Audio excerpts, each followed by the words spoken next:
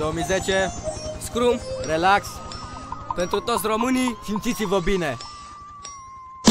Vii din depărtări, tu nu ai timp de curve proaste. Rar ce mai petreci cu prietenii pe la terase, că sunt multe căcaturi pe lumea asta, iar tu ai grijă de ea. Rezolvi tot ce s-ar putea, scuip flăcări, exact ca un dragon strălucești noapte. La fel ca un neon, zbor ca Superman prin aer. Nu te mai doare în coaie, opre show-ul fără ai face jocul, că tu ești rondul de noapte, deci tu păzești locul. Că eu am preluat strofa, stau lin și strict de pe o canapea. Pe eroul ăsta o să-ți prezint chiar acum. Intră printr-un nor de fum, soare ți-a apus. Dacă vreau să te pun în valuri când e marea la reflux. Plus că el nu fuge, nu se ascunde și nu filează. De dai ochii cu el, zici că-i scos dintr-un film de groază. Încearcă să-l chem că sigur va veni. Strigă-l că în ajutor îți va sări, la nevoie spune-i doar atât, române vino, și nimic mai mult. Încearcă să-l chem că sigur va veni. Strigă-l că în ajutor îți va sări, la nevoie spune-i doar atât, române vino, și nimic mai mult.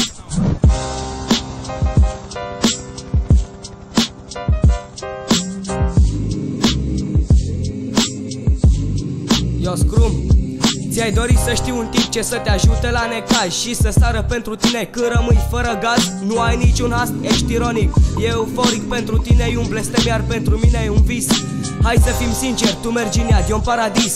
Dacă ești eroic trebuie să fii și patriot. Vrei și de la noi asta poți, te lingi pe bot. Mereu ne ghidăm după aceleași căcaturi peste tot. De-aia pentru unii nu mai este loc. România e un titlu, iar viața e un joc. Dar din păcate unul fără de noroc. Ai vrea să fii un supererou cu puteri non-stop, să nu muncești, să ai totul dintr-un pot. Nu mai sta pe loc, ai două opțiuni, asta exact ca la școală. Ori faci lucruri bune, ori te exmatriculează. N-ai înțeles nimic? No. O să-ți explic. Ori te descurci de când ești mic și ajungi medic primar, de nu pierzi totuși și o să ajungi un boschetar.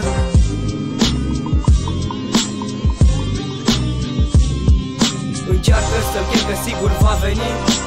Strigă-l că în ajutor îți va sări, la nevoie spune-i doar atât, române vino, și nimic mai mult. Încearcă să-l chem că sigur va veni.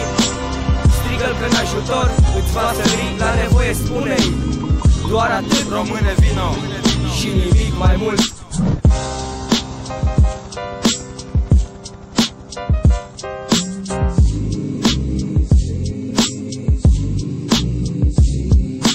Să ai mintea să crești ceva folositor în viață, nu tehnica chibritului cum să arunci cu piatra în rață. Când nu știi ceva, ascultă și învață. Să știi când să taci și când să vorbești, că astfel îți pierzi toți prietenii pe veci.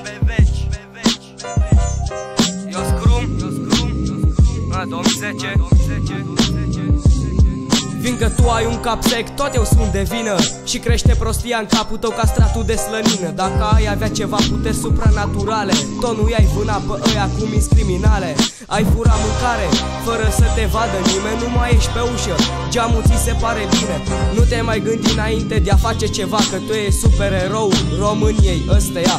Sar din dace ca din jeep, în mână ai o sapă. La ce-ți trebuie motor, că ăla nu merge cu apă. Mai bine închide ochii și nu mai visa. Te-ai trezit, trăiești în România. Încearcă să-l chem că sigur va veni.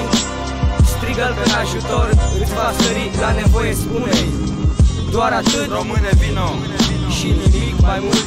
Încearcă să-l chem că sigur va veni. Strigă-l că în ajutor îți va sări, la nevoie spune-i doar atât, române vino, și nimic mai mult. Aceeași un tip eroic.